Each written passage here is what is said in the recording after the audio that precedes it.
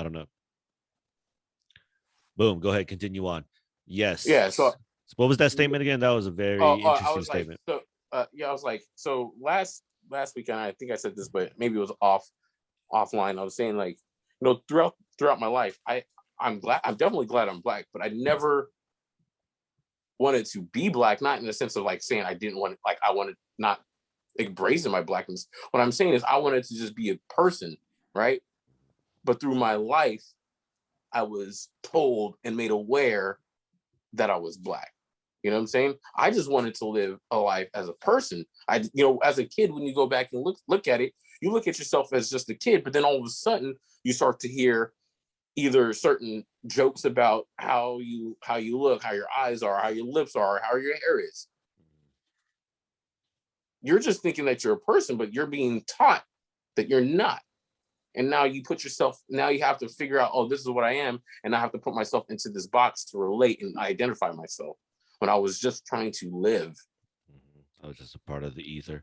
When do you think those things started creeping into your mind? If you could recall like some of your earlier memories of these things, kind of like, whoa, I didn't know that. Well, little stuff when I was in elementary, like, growing up in Elk Grove, or going to the Elk Grove School District, kids would want to touch my hair and I didn't understand it. I really didn't understand it. I was like, what? Let me touch your hair and whatnot. Or, I just remember one of the first things, and probably why it still is one of those things where I don't really react the same way, because when I was a kid, I remember there was an old statement saying, fight a nigger and a white.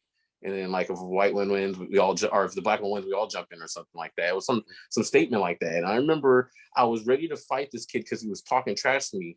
And then how like fights are in elementary, people gather up. And then they say this, and then I'm thinking to myself, thinking it's real, okay, I'm just gonna have to succeed and not fight. Because if I beat this person's butt, now I gotta be, even if it's just words, you don't know if it's real or not. Now you got to be aware, am I going to get beat up?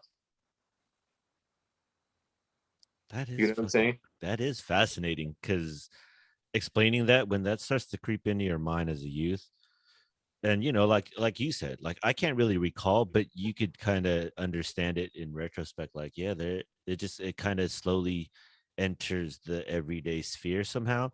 And you don't question it because you're just kind of there to absorb whatever's happening. So, and then you test it, like you said, like, you don't know if that shit was real. I was like, yeah, there isn't anything in the world at that moment telling you, though, those are just words. That's not a real thing.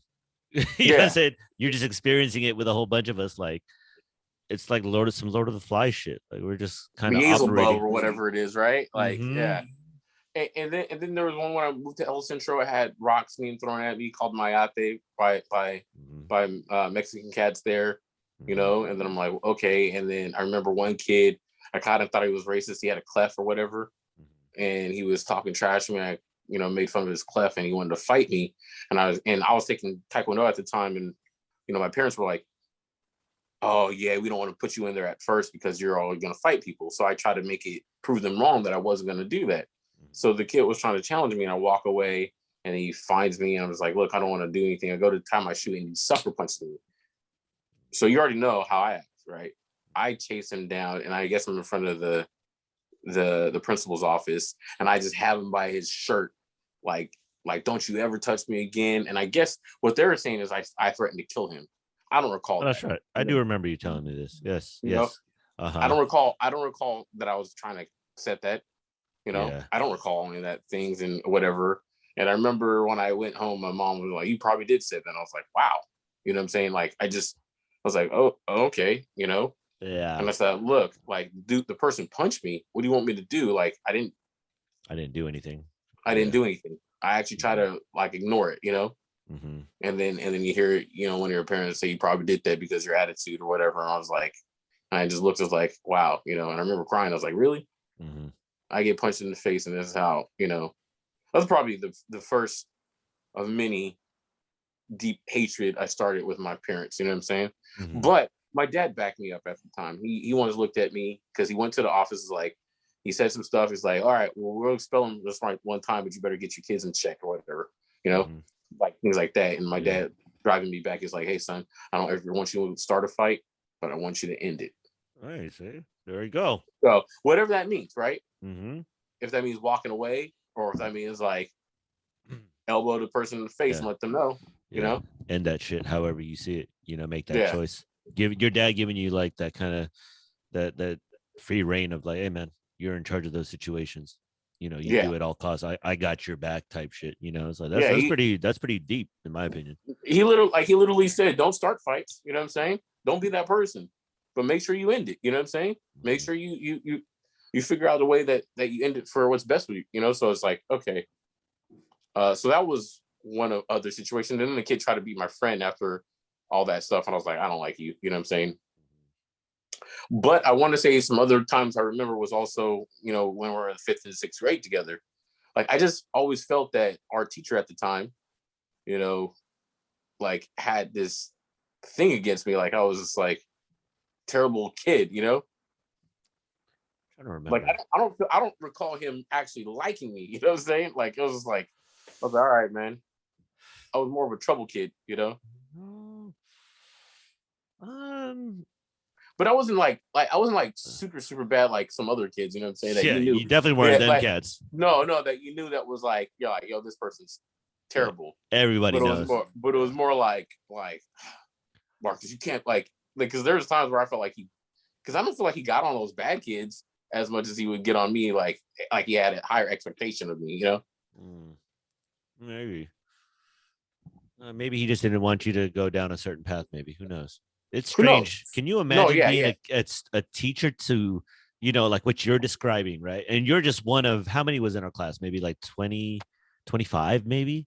25, but how many black kids were in the class? So that's what's insane is three, because it's, right? Maybe? Exactly. One dude that is trying to navigate and, you know, educate, you know, to whatever degree these children in a span of 6 to 8 hours or something.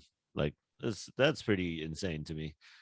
And it's not nobody's fault. It's just looking at that dynamic and it's like, is there a better way to do this, or is this the best way to do this at that stage? Because what you're saying is, to me, it's a transfer of, we're looking at the world as, you know, very innocent. It's like what you said. It's more pure in the idea that, you know, hey, we're just living. Hey, everything's just living. And then little by little, these little things start, you know, getting into your ether and start to, you know, manifest itself, and the reality starts to, you know, slowly shape, you know, whatever dome of purity we had starts to slowly chip away, and it starts to kind of melt and do some other thing. And before you know it, it's like, oh, we are such a shell of that little kid, you know, like when we're just jovial and just sporadic and whatever, you know, free kind of thing, to, you know, the mindset of, you know, at its worst, like, so man, this world and this and that and motherfucker, it's like that. It's so a dramatic shift. So now to see that journey and, you know, you pinpointing those moments when, oh, whoa, what? Why is this? Huh? And trying to sort that out, because as a youth, I mean, there isn't too many outlets to try to, you don't even know how to really materialize what the shit you went through anyways. No, not so at all. To ask somebody or talk about it, you're like, you know, who knows? You know what I mean? Dude, I'll be honest with you. Like, there was 3 times I think I ever hit a girl in my life, right? One was when I was in El Centro. The girl did something, and I was like, I hit her, right? The second time was in our class, and I'm not gonna say her name, right? But I remember she had said something, and I was just like, get up on my seat. It's like, she said some rude ass shit, and so I was like, okay. And it was dirty. It was, I did a dirty play on that. I remember like, okay, I stepped away, act like I was walking away, and then just when she sat down, just decked her in her back hella hard. And she was like, that didn't hurt. And then just started busting out and crying. And I was just like, man. Dude, yeah. And I always say that because I remember having like a lot of pent up anger during some of these years, you know what I'm saying? Like just feeling like everything was against me. And so I remember reality shaped out that way, like, you know, That's what's interesting is the reality, shaped that into your mind somewhat, or it started kind of revealing an idea like that early. Yeah, yeah. And then I just remember her crying, and I was like, oh man. And then surprisingly, the teacher didn't, or maybe he didn't hear it or whatever. But I remember not getting in trouble for that. And then the third time was my mom's friend's daughter staying over for summer school. She was sleeping in my room and just started talking trash. And I was like, you need to get the hell out of my room. Like, I was, during that time, I was sleeping on the couch, right? But then she started yapping her mouth, right? And I was like, all right, you got to go, right? I'm like, you got to get out of my room. Start throwing her stuff out. I'm like, no. And then she starts trying to hit me. And I'm holding her. I'm like, no, don't. But then she kicked me in my balls, and it was just like a natural reaction. You know what I'm saying? And it See, wasn't like a punch. context. But that's It was a, context, though. You have context to this. This is why, actually having the full story behind reactions and trying to sort through it is some honest shit right here. yeah, no. And I remember, what I remember, I was like, I'm trying to hold her, and she's like, no, because I remember, I want to say it was Chris Rock. And in the back of my mind, he was like, I won't hit a girl, but I'll shake the shit out of her. And so I'm holding it. And it's like, all right, let's try to just hold her and shake her or whatever, not do anything, right? Don't hit her. And then when she went for the ball shot with the kick, it was a natural like slap or whatever, right? Yeah.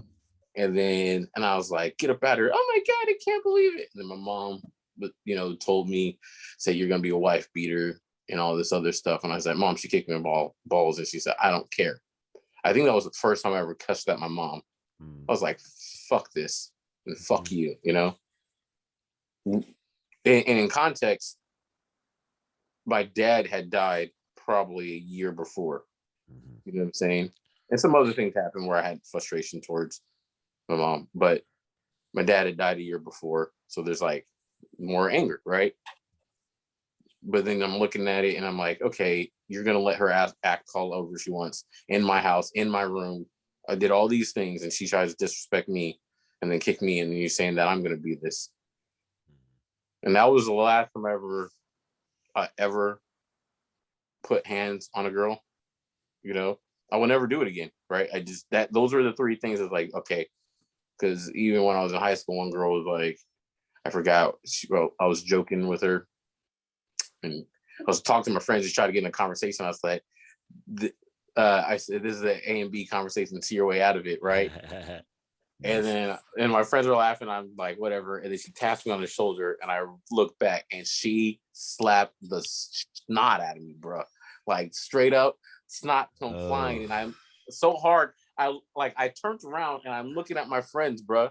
I'm looking at my friends, and they're literally like mouth over their mouth, pointing at me like, oh, laughing. And I was furious, right? And I just remember looking at the girl saying, don't you ever fucking touch me. And I just like little push, like, get away from me, right? Like, back up. Not a hard push, just like, duh. Yeah. Right. My friends were making fun of me even on that. And then the teacher was trying to get me expelled or whatever. He's like, you don't talk to a woman like that. And I was like, she slapped me. See, that's some crazy shit right there. Because it's like strange how it's just a quick judgment, at least in that instance. You know what I mean? Like making snap judgments like that. It's like, man, you gotta talk through this shit. You know what I'm saying? We gotta, in any situation like that, I think trying to, give it enough effort and time to try to analyze the situation for real, really get witnesses instead of like snap judgment. Hey, you expelled today. You did this. Yeah, you're not gonna play tonight. I'm gonna tell your coach, because my coach shared the room like a door or whatever. You can just walk in. And I was like, go ahead and tell him. I was literally like, go ahead and tell him, and I'll tell you she hit me. I didn't do anything. Well, you want me not to cuss someone out because they slapped me? Nah, that ain't. I was getting really bold. I was like, nah, that's not gonna happen. Go tell him. Saying, at what point can you not stand up for yourself? Yeah. There's something about I hit women, but you clearly didn't do anything, and they just treated you like, well, you did it, so fuck it. Damn. Yeah, I mean, guilty, and I mean, I'm not gonna throw race into that or anything, but it was just, I think it was like boy or whatever at that time. But I will say, like, I just remember. Well, what I'm gonna say is, all those trainings has also taught me to be very timid and hold back on things. You know what I'm saying? from a behavior standpoint, huh? from From like anger a or even telling people how I feel, like, mm, expressing things, because it's like all of a sudden I'm taught not to say things, not to react, not to do nothing. So when I get into certain situations, it might look like I'm a pushover, right? And it's just like, well, conditioned to be like this. yeah, Truly, I mean, essentially, military too, you're right? probably not the only one. Yeah, it's almost like it's Military some sort too. of domestication or something. Yeah, like follow orders, Washington. Oh, damn. Okay, Yeah. Mm-hmm. And then when you get to a point in life where it's just like you have this kind of like, it might sound weak, but this nonchalant, like not nonchalant, but it's like, there can be a travesty or something like that, and you just look at it like, that's what it is, I mean, emotionless. that's most people, to be honest. People want to act like they care, but they don't really care for about anything. Let's be quite honest about that. People act like it, I think, just for optics, but for the most part, people do not give a fuck. They don't give a fuck about anything. Let's be I honest. think it's like you get drained from trying to care too. You know what I'm saying? There's just too much. We're inundated with all types of shit. We're Yeah, confused on what the inundated. fuck And we're it's supposed to be like, doing. You know what I mean? yeah, like, okay, what are we supposed to do? Yeah, Like, so exactly. like there's a part of me that like I wish I have to look into more information, but I'm trying to figure out like what are people really upset about the Travis Scott thing? You know what I'm saying? That's a good And I'm point. thinking like, what do you want him to do? Like, you want him to be perfect and stop the thing? You know what I'm saying? Like his whole spiel was to get people rowdy. Mm-hmm. That's how he And became the person he is. yeah, and the funny thing is, like, just say, R. Kelly's probably a bad reference, but people love you the way you are and how you got there until it turns against you, right? And it's like, oh, this alligator keeps biting things and whatever, and then a moment it bites you, it's like, I can't believe it bit me. It's like, well, that's what it's been, and you were loving it that way, you know. You didn't stop it when it was that way before. Yeah. And now you're like, now we had enough because this tragedy happened, and it's not, this is not me being insensitive to the people that lost their lives. It's trash. I just don't know if you blame it all on Travis Scott. I mean, I have to do more information, but it's like, or do more research. But for me, Yeah. what I'm saying? Yeah. No, it is a topic of interest. At least my initial thoughts. I don't know the full details. Obviously, they're still coming out, but I mean, as a performer, he goes in there. His top priority, honestly, isn't like security for the fans. That's not his gig. His gig is getting in there and doing his show, getting his fans, the show that fans expect, whatever that is. You know what I mean? And clearly, there's a company, or a business that is actually, in charge of that portion of the show, where it's more of the logistics, the tickets, merch, all that stuff. That's a whole different operation. You know what I mean? Travis may be a part of that to some degree, but I doubt it's a lot. So I get what you're saying in terms of like, yo, he definitely isn't like the main person, but then there's also that other talking point of, well, he's the one that is basically attributed to this, which I think is a little easier than trying to get at a whole company or a Yeah, business. Like, oh, if it's, deep I think pockets, Live Nation, things, right? that's what I'm saying. There's not a singular person. It's like how they describe, what was it? Yeah, like they describe racism like that. Like there's a joke out there. I want to say this is probably Patrice O'Neill, like mostly everything I say. He said some shit like Jewish people have, like Hitler. Like, yeah, you guys have a singular dude that's the motherfucker right there that fucking, is in charge. With black folks, it's like there's not one guy. It's just a general idea. Like it's maybe a white dude. We don't know what he is or what he looks like, but it's a white dude, and forever it's this mystery. Somewhere. Yeah, exactly. So we don't know who it is. Somebody's upset. It's like, oh, that's crazy. Yeah. So it's kind of just that dynamic. I don't even know.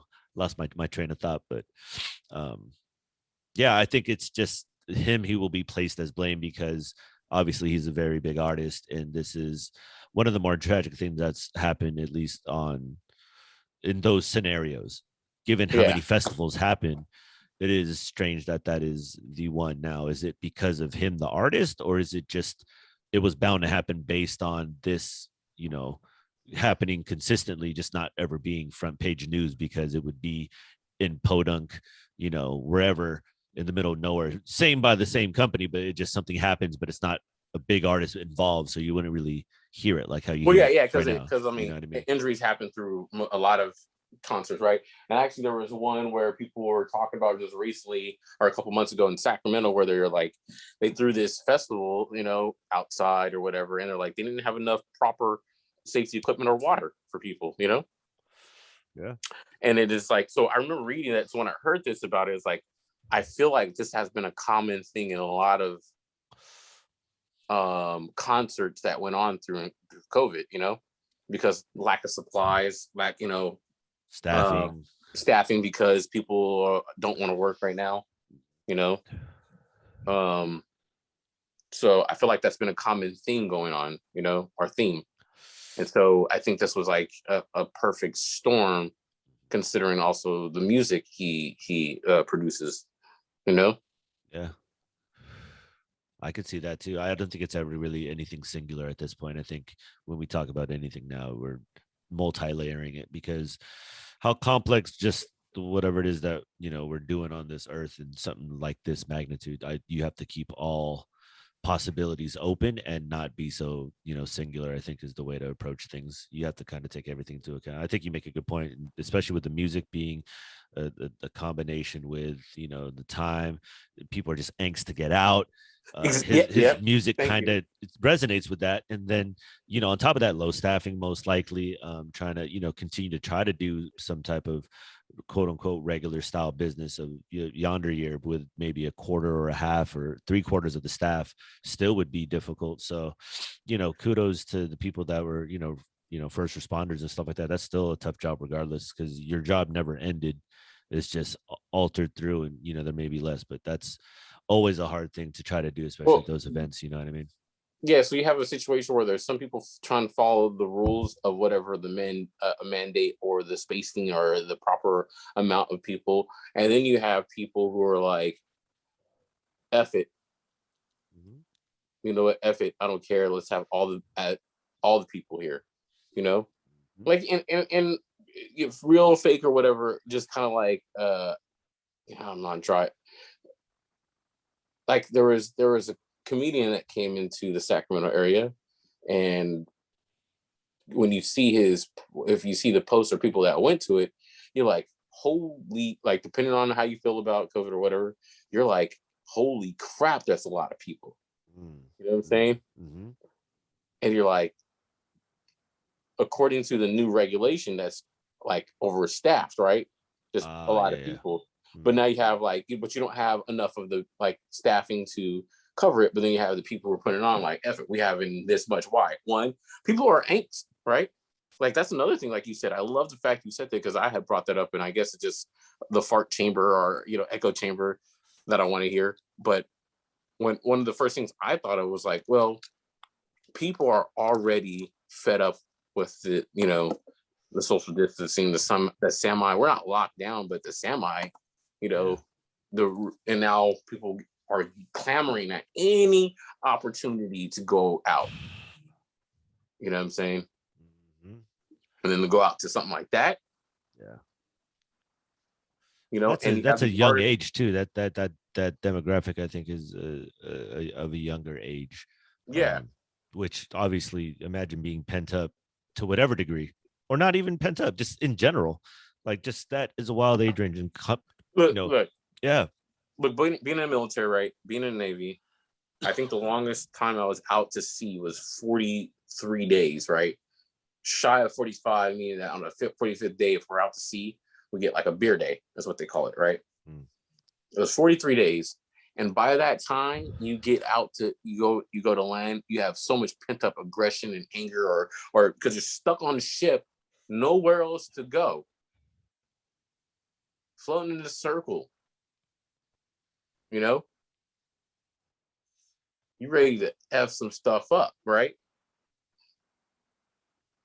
or get super drunk, or not F stuff up, but just get super drunk or whatever, just like lash out, right? What a rage. You're like 3 days, yo, we ain't seen no drinks, we ain't ate no good food, and some normal looking women. Oh no, because we can't touch these ones on the boat, because we do that's court martials and weird stuff, right? People do. People do, you know what I'm saying? People but it's do, like, people do. but I'm like, nah, that ain't worth it.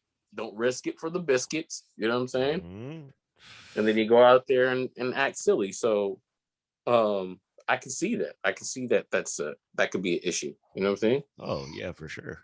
Yeah, I think it's a fascinating situation. I feel, I don't know. I mean, I'm curious to know how it plays out. I think there's going to be a lot more restrictions for festivals, if I had to take a guess.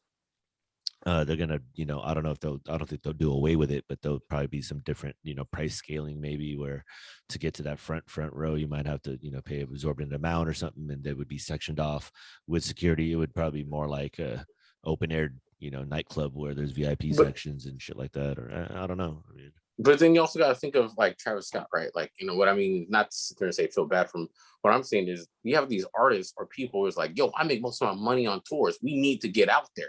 I need this shit. That's what I'm saying. You know what I'm saying? Because I can't live on this $4 million I already have in the bank because I spend it because I have no, I'm over exaggerating. I don't know him, but I spend it ridiculously, Yeah. Live shows is big money for artists, I'm assuming. Yeah. I know that's always a big part of how to actually, get their money is through live tours. Because they're getting shafted by the radio, by the record label. Yeah. That's like a common thing now. Like that's common knowledge, right? Does everybody know? And they get shafted by the streaming people. You have to I have a million plays to get $100. Yeah. You know what I'm saying?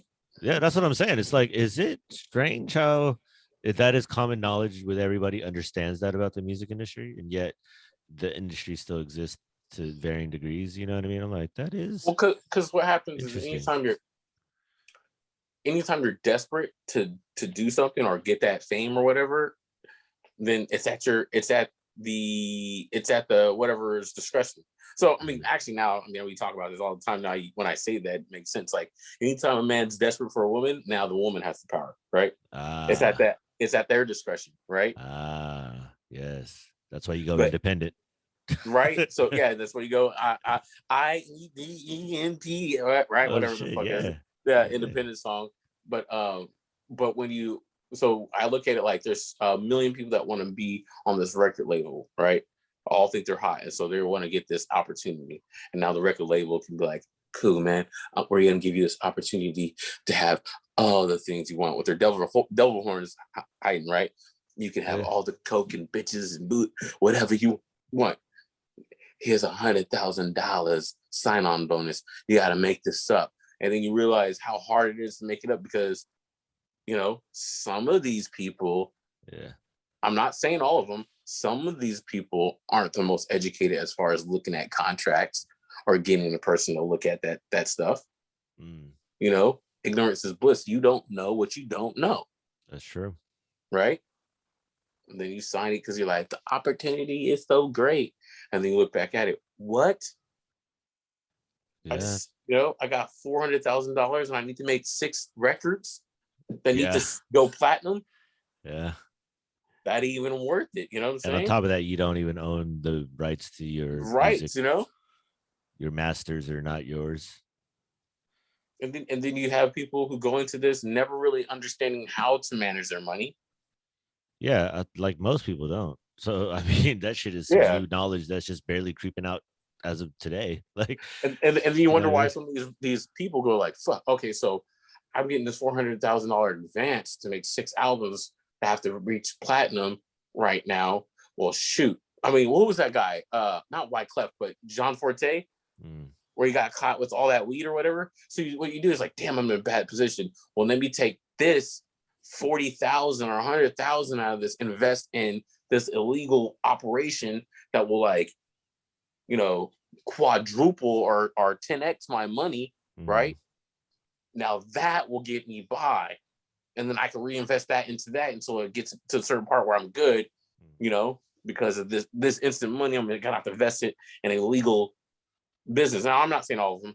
I'm just saying there have been examples of that though. There's been examples, Yes. you've seen that with some football players. It's like, dang. Oh yeah, yeah, you know. gun, drug. But I mean, when you realize how those contracts work, to some degree, and I'm pretty sure we don't know the inner dealings, but the stuff that's reported is quite intricate. It's almost like with artists, like your description. When I heard about like you have to have this many albums, this and that. I'm just like, man, that's a tough gig. But like you said, it's you could get a large amount of money at a short amount of time and then have your time to make your music. But what you Yeah, realize I is mean, like like, nobody ever what really gets to the full 6 albums. Sometimes it's like 2 in drop or 3 in drop, or oh, you're in lawsuit forever until you make another album, then you're released. Like, damn, that's why artists just kind of disappear, I guess. Well, I mean, one of the major ones that stand out to me was actually, when I say that, is Tupac, right? Mm. Supposedly the rumor was Tupac had to make a certain amount of albums, and one of his first albums was like a double disc, or second album was like a double disc. And Mm. so they kind of like, he had to have like a 5 record label deal or something like that with Death Row, as he bailed him out and did all these things, and then he went in, and that's why he was going in hard, and then all of a sudden it's like, nah, man, this one's gonna be a double disc album, which counts as one. It's like, fuck, you know, Damn. like that. So that was one of the rumors I had. I have to look it up if that's true, but that was one of the things that they made it seem. That's why Tupac, when he got out, he was in the studio a lot, Mm. you know. Yeah. But also probably just getting out and getting excited, like, yo, I got a lot of shit to say, they locked me up for a year and a half or whatever, because I do remember, what was it, Summer Jam. I want to Mm. say like Summer Jam '93 in Sacramento was supposed to be one of the ones that stood out the most, because I think Tupac was supposed to be there. It was a little bit after I Get Around song, you know what I'm saying? Mm. And then like a couple of months later, I believe he got hit up with that rape trial. Remember, Oh he shit. Yeah, that was major. right? He got Mm. he got hit up with a rape or whatever, and I think he was in a wheelchair. And then some people say he got raped in prison with a broomstick or whatever, some stuff, Oh. Um, but and then he got out maybe a year and a half later or some weird stuff. Mm. Mm. But I have to look it up. This is off the top of my dome. Oh, yo, we just riffing here. We ain't fucking Yeah. historians. They're just trying to recollect, idea. But I mean, there was always, so it's like we also know that to be true in the, the music industry to some degree, that there's a lot of that wonky shit that happens, rumor or not. It's just interesting how, those storylines always kind of get out to some degree, especially now with the advent of, different types of news reporting. There's rumors galore and allegations and people coming out and multiple interviews with people that share these fascinating stories. It's just the dealings to go into the music industry. Like they say, it's one of the more fascinating parts of one of the more fascinating businesses, I guess. Yeah, no, it really is. So it's like, it just trips me out. Like you hear all these rumors or whatever, and you see what goes down, and it's like, how do we know this prior to the advent of the internet? You know what I'm saying? Like, that stuff spread quick. You know what I'm saying? Yeah. So it's just kind of, it's crazy to think like that. So, yeah, it just, I mean, like, cause I was trying to be, into music and producing or whatever and whatnot. And,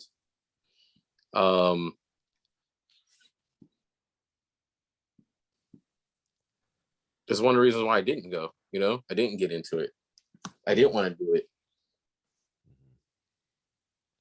I didn't want to do all that stuff because, it was like the lifestyle. I was like, I don't want to deal with that. I loved it, and I didn't want to, like, yeah, I wanted to make money off it, but I felt like it was, I'm not saying I would have made it. I just didn't want to sell myself for it. You know what I'm saying? Music's difficult. Like I always try to, say, because I don't make music, but when I think about it, it's like, man, like to try to go into a, sound studio and just try to, make something out of pure inspiration or, creativity. Like that's the ultimate test, because then you Yeah. don't want it to sound like nobody, but you want it to have something. And that's got to be the more challenging, at least creative aspects. But anybody that makes music, and I don't know the plight of every music producer, I know, or music people in general, because there's so many different ways you could, flip that that type of talent and profession. You know, you could be a teacher, you could be, you know, a voice person, you know, write jingles, produce commercials. Like the way it's different avenues is already fascinating, but there is a lot of stock put into music, and I've always found that fascinating. Um, and I think with the hip hop, you know, portion of it, at least to my understanding, is during that time of the Pac and Biggie era, where there was that, uh, you know, noticeable, like, whoa, this is becoming a billion-dollar industry in front of our eyes. You know, where this is branding both East Coast. This is getting to the population. This is becoming mainstream. Where I think when we were growing up, it was a little still more subculture like, and I think we were still in the, you know, rock and roll phase in our younger years. At least popular was rock and roll, where hip hop was more of a subculture, to many degrees. To see it become mainstream and to now see it become like, oh, this is on every commercial. This is everybody is, you know, in rap and hip hop. This is kind of like the sound and the culture of today. Uh, it's just fascinating to see the amount of, you know, money put into it, and Yeah. the the importance of it, clearly, because for some reason, obviously everybody listens to some music for all types of reasons, and clearly it shows in the amount of, you know, money generated by the business. um yeah, I think that shit's fucking fascinating. So whatever it is that that resonance and that sound does to people and for people, it's like some magic. So, but along with that, there comes, you know, some good and some bad, you know. And how do you discern that as a person? It's tough because we're both, you know, good and bad. So shit calls to us, you know, when you hear some of that shit where you're like, oh, that shit just makes me, ooh, Yeah, nuck if you buck, right? yeah, you know what I Nuck mean? if Like you there's that buck, shit. right? And then there's that other shit where you're like, yo, you know, this is some uplifting. I'm just gonna listen to some throat singing. You know what I'm saying? I'm gonna listen to some Yeah. chanting. Like, you know, I be listening to some weird shit. I'm fascinated just with the idea of music. You know, I'd be listening to some harp shit. You know, I'd be listening to some fucking organs. Organ playing is wild to me. I'm like, yo, this is interesting. Even watching it, like, you know, people that recorded it. There's not a lot of footage, but there are dudes out there that have footage playing it. Oh man, that shit is mind blowing. So I know that music's important, but on the creativity aspect, though, it's fascinating. Secondly, the music industry alone is that weird part where how much of it is you and you're allowed to do versus what everything in the room tells you to do, or, you know, whatever happens in that room. I don't know how the magic of music being made, but I could clearly understand there's a lot of moving parts, you know, even in the way I mean, that things are yeah, I credited, mean, not like, everybody gets credit, you know.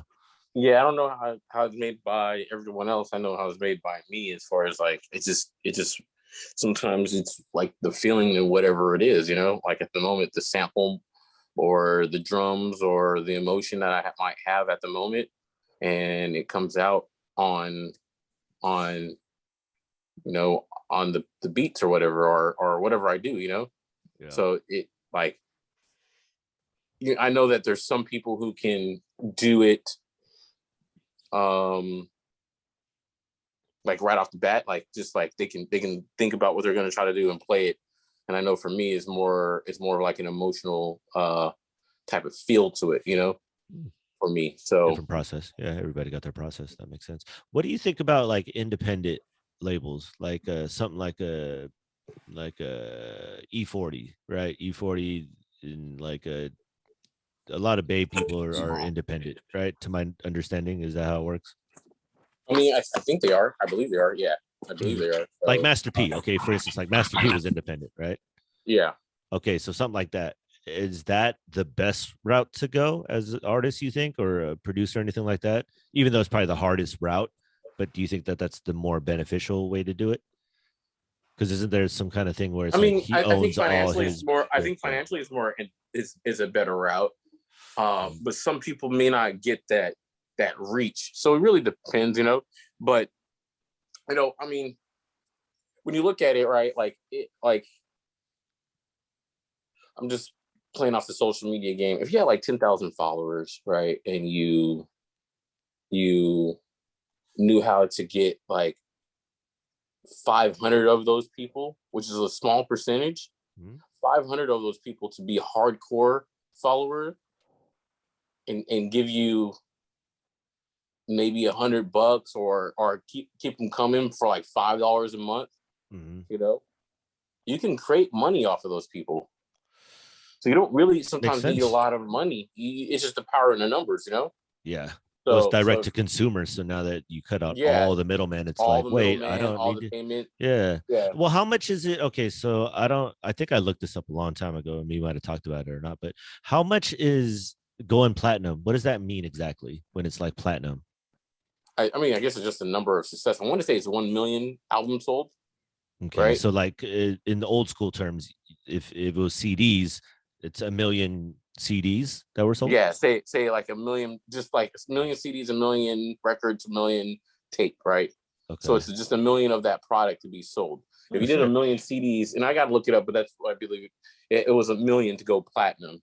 And Okay, so, and then it goes gold, and then what else? Silver? Is there silver too, or platinum, platinum's the gold? highest. Platinum's the highest. Yeah, So platinum's millions the the highest. highest. Okay. Okay, that makes Yeah. sense. Let me. I know. I'm just trying to clarify myself. So, uh, how many records gold to go is platinum, right? Mm-hmm. And okay, platinum, gold is 500,000, platinum's a million, right? Okay. Multi-platinum is over, it's in increments of a million or 2 million and a million afterwards. And then diamond, right, is when you do 10,000, 10 million, sorry, 10 million records.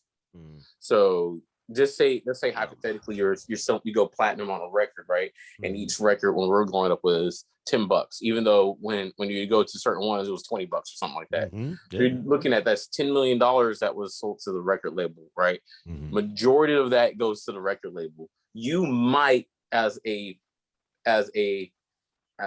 like artist, you may get 30 cents to each CD. Dude.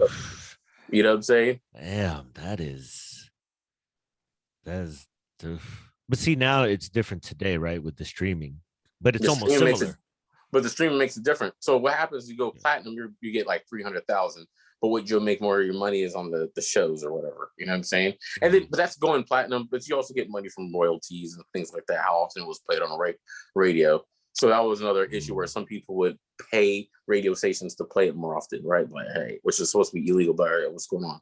I'll give you $10,000 to play my record like a bunch of times, you know? Huh.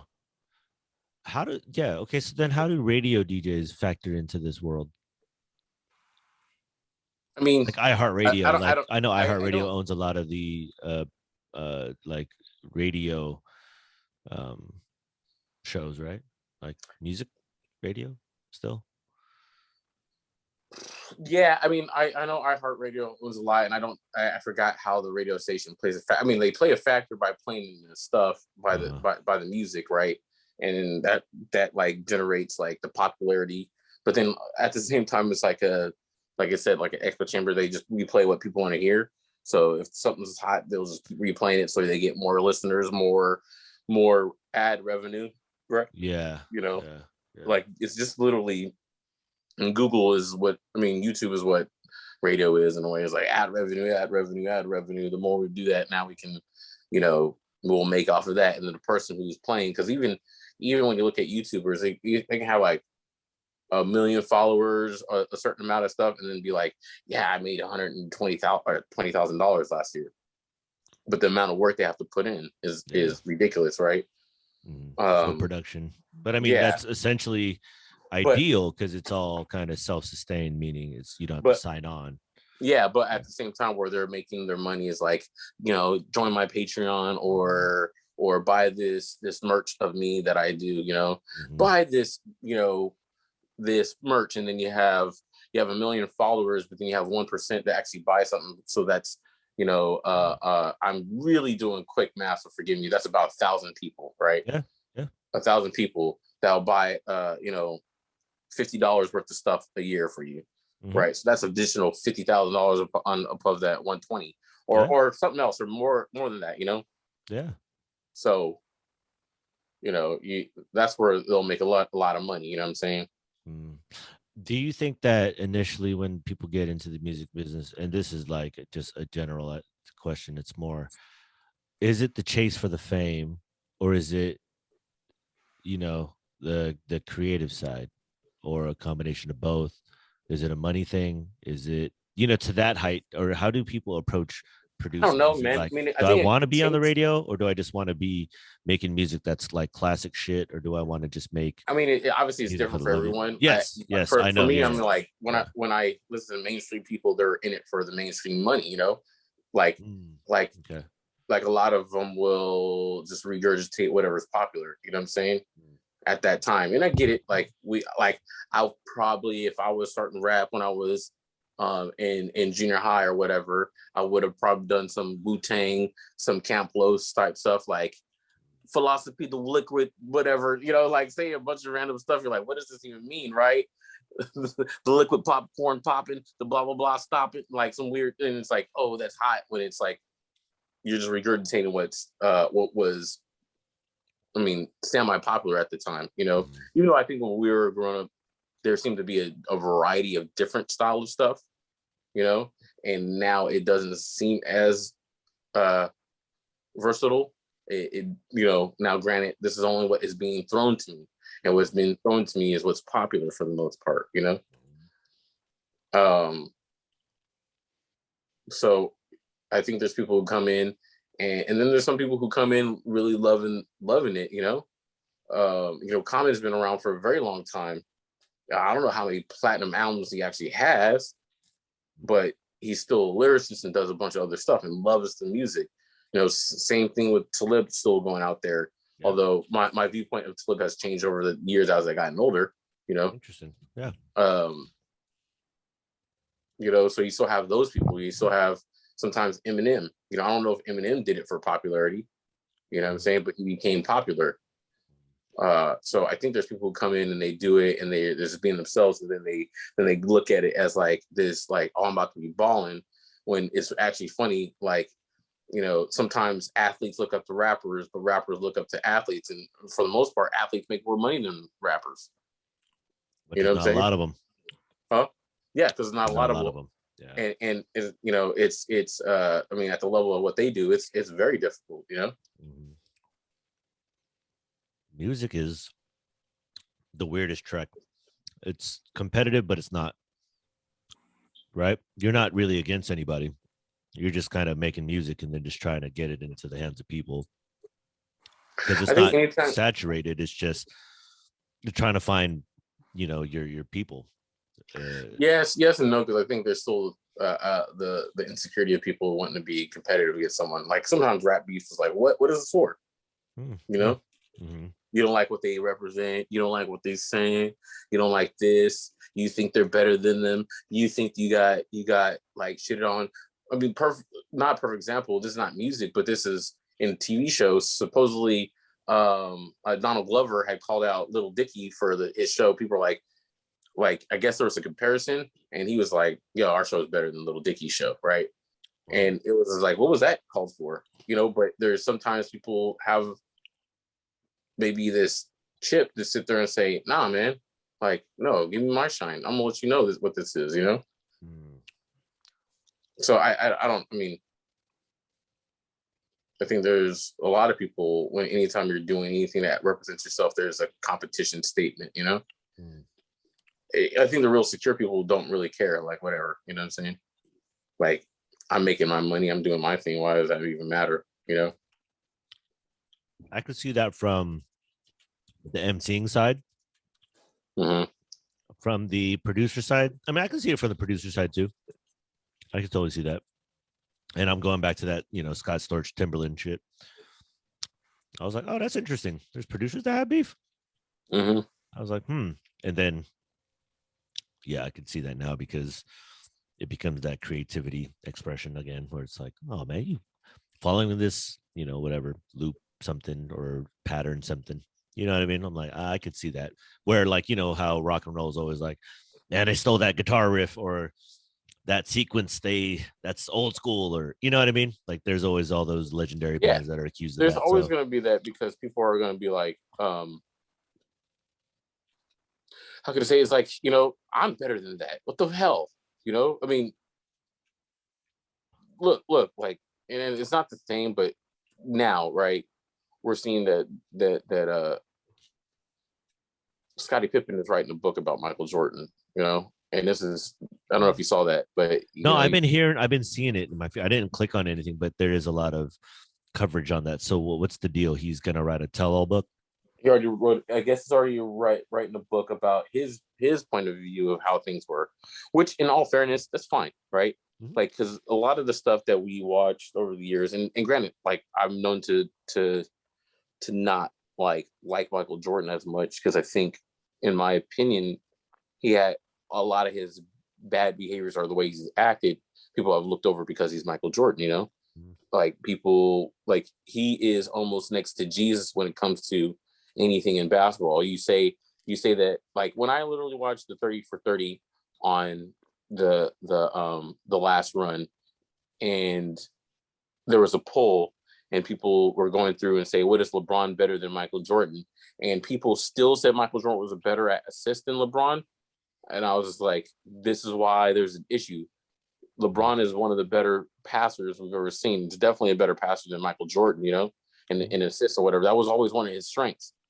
I thought he was more magic, more athletic magic than he was Jordan. You know what I'm saying? Mm-hmm. And when people said Jordan's better, then it was like, all right, that's where you see that there's a problem, that you can't admit that someone could be better than Jordan at something, and that's where I saw the problem. And so what's going on is, like, the whole 30 for 30 was saying one thing, and then Scottie felt that it was like, man, I got blindsided by some of this stuff and how they portrayed me, and now it's time for me to sit here and tell you how Michael Jordan really is, It's true. There is no truth. There's just only, perspectives. And Yeah. I think, I agree. Like, you got to think Scottie he never heard of any of this until all this shit came out. I mean, supposedly they say he knew about it because he was in it, right? He did an interview or whatever. Yeah. They asked him some questions, but even so, you can say stuff and you may not even really know what the overall cut of it is, Yeah, exactly. It's like a movie. Like, motherfuckers don't know what's going on. Like, they're just, here's the scene, here's what I'm saying. They read the script, but they didn't see the whole thing. I mean, the story may resonate. I don't know how much they think about that, but at the end of the day, it gets edited and cut anyways. So interesting. And then now with Pippen going, but I mean, Luke Longley did a little documentary already. Did you see that one? I didn't see it completely, but it was kind of like, because he was left out, then Michael Jordan said, sorry, man, I didn't mean, that's my boy and I'll choose him every time. But he had to do his part, right? It's like, I was left out and this is what it was, right? Yeah. And so, and some people have an understanding of where they're at and what their role was. Mm-hmm. It's hard for you to be the top three. I mean, like, you can even go and ask Chris Bosh, right? And there was signs of Chris Bosh talk about how it was hard to play with LeBron, Mm-hmm. Kevin Love got put in the back burner when it was with LeBron too, right? Mm-hmm. So there's a lot of people who say that. So you're looking at it like, I was the man myself and I had my own stuff, and yet I got put in the back burner. And remember, they couldn't do it without me either. I was no slouch. But then they relegate you to a slouch when you're not the man, And so, in all fairness to what Scottie Pippen saying is like, Jordan couldn't have done it without me. He couldn't have done it without Horace. He couldn't have done it without Rodman. Yeah. Yeah, he's great, but you guys made it seem definitely about just Jordan when I thought it was about the Bulls. Yeah. I think that's when the league started changing, when it was like away from the team aspect and it was more superstar driven. During that, when you say Michael Jordan and the Bulls, that's like Hell Melvin and the Blue Notes or whatever, Mm-hmm. You'll never go platinum, whatever. Yeah, Snoop Dogg, the Snoop Dogg statement, right? Yeah, that's true though. I mean, having Pippen do that, it's smart in a lot of ways. I mean, shit, the iron's hot. Michael Jordan's one of the more heralded, players ever. So. And Scottie's right there with him. Like, when you think Jordan, Pippen's probably the, at least top three names that are mentioned right after Jordan. just by association. So you figure, given Scottie Pippen's story, if we have to look at this in a playful way of this is some kind of TV show, Scottie has always been, just kind of there and just quiet and, just the dude in the shadow. And then now, having those issues early on, didn't he have a couple of issues, after basketball with, there would be rumors that, he, lost so much money and, whatever problems here. And it's just like, now his wife, Future, I guess, played his wife and just a bunch of granted, I depending on how you are, some people like, F it, that's what his life is or whatever. There's a part of me, I'm like, damn, I feel bad for Scottie, through some of the stuff he had to go through, It's only because it's in the public eye too. I think that's how I see it. It's like, even though it's for our entertainment, it is still like, these dudes are still dudes at the end of the day. Like, they just do something that people recognize. So for him to have this storied career, mind you, he stopped playing basketball in the 2000s, right? 2004, I think. So imagine 15 years later, whatever it is about our generation that, has that thing with the Jordan stuff too. It's like, Pippen, man, that might be the second best thing going on now, where it's like, the Pippen thing. Now we're going to get another perspective on Jordan. It's almost like this is what we saw in the 90s was Star Wars, 4, 5, 6, where it's like, oh man, this and that. Now what they're giving us is Star Wars 1, 2, 3. Where it's like, this is what it really is. Oh, well, this from this perspective. And it's like, what? Oh, I didn't know that. And it's all being revisited again in some weird way, giving you what was actually happening during that time from this perspective, from this. And it's all intriguing. It's like, that's strange how he went that. Yeah. And to me, it was like, in all fairness, hear him out first, right? Because even though he wrote it in the book, right? Because it, the Fab Five documentary, right, stands out because people got on Jalen Rose for saying that when they asked him about how they felt about Duke and Grant Hill, and said, I felt they're a bunch of Uncle Toms, right? And then people got on him and say, how are you gonna do that? It was like, what? I was saying how I felt at that time. I'm not calling that now. I'm saying that how I felt at the time. So two can be true, right? That's what I said. Oh my God, I can't believe you called him that. It's so disrespectful. And I'm sitting there, and I remember watching, I'm sitting there, it was like, you're really mad at something he said years ago when, like, do you want me to just tell you a documentary and edit out everything I felt? Then that's not really being honest. You know what I'm saying? People like honest shit. Or, I mean, not maybe not everybody. No, do they? I mean, they that's like a good to point. extent, to an extent, right? Like, because even documentaries are edited out. Like, like biographies. Let's edit this up. Let me tell you about how many times I teabagged someone. Like, I'm assuming everything we see is edited. Yeah, everything is edited. Because there's only so much you really want people to know. Truth. And we're all the superhero in our own lives, supposedly, right? So you don't want us to show our kryptonite. You don't want to see. You don't want to show the time Batman killed someone, because that's not what I'm supposed to be. I'm supposed to be the shining light, right? Yeah. So it's just a different perspective, and it give him the opportunity. So when he said, like, when Pippen said some stuff, and then Michael Strahan gave him, like, was interviewing him, he's like, yeah, I did say that. I thought,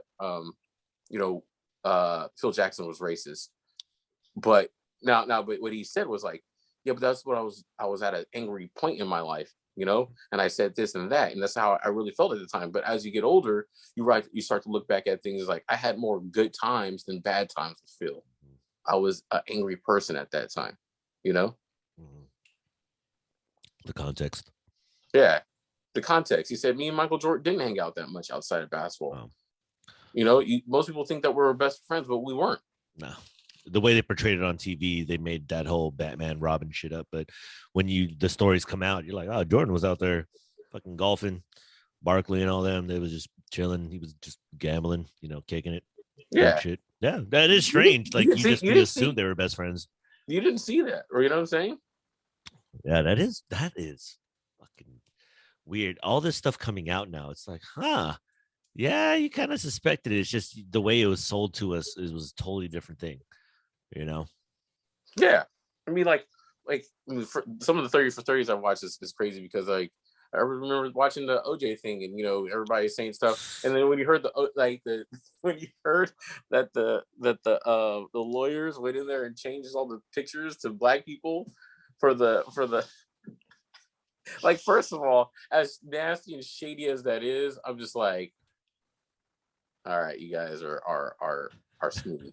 You know what I'm saying? Like, that's some conniving, foul shit. But like, there's that slight round of applause where you're like, you're really willing to go there. Yeah, gamesmanship. It's like I have to give you a dirty round of applause because it's like, good move, you dirty ass motherfucker, right? Yeah. You know what I'm saying? If you didn't do it, that would have been me.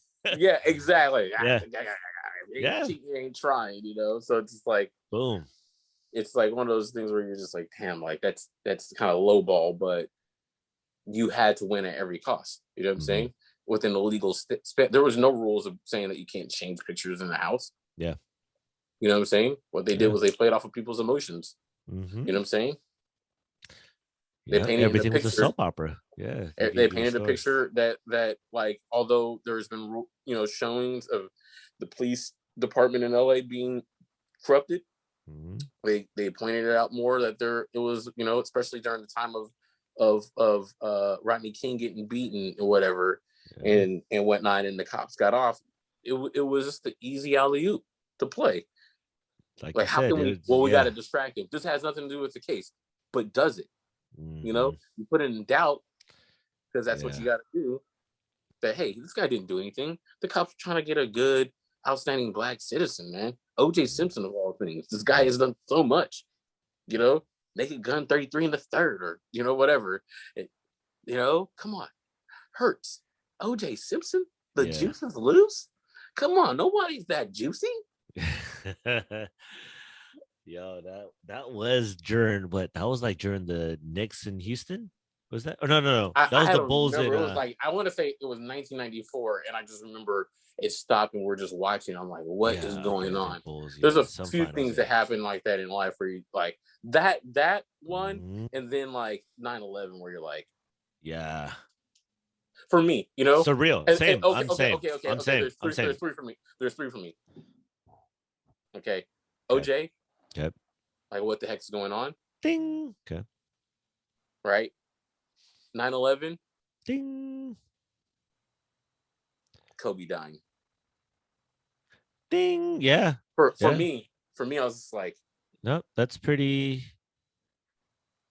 Yeah, I would agree. I'm trying to think of anything. And then I'll say to go to retrospect, Magic Johnson HIV announcement was just where I was like surreal, unrealistic moments for me. You know what I'm saying? Like, what? Yeah.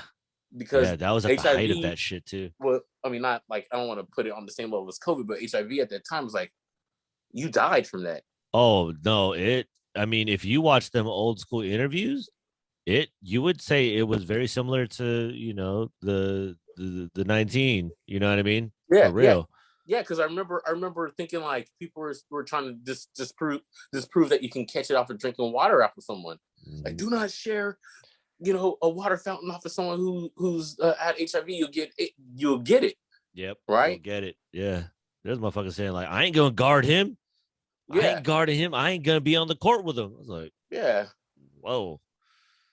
But looking back at it, it's really weird because he had came back for an All-Star game. He had already retired and he came back for an All-Star game and then became the All-Star MVP.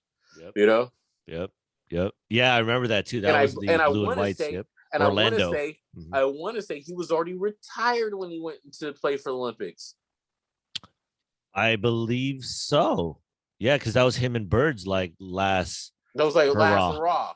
Yeah, last hurrah shit. And now Magic does what?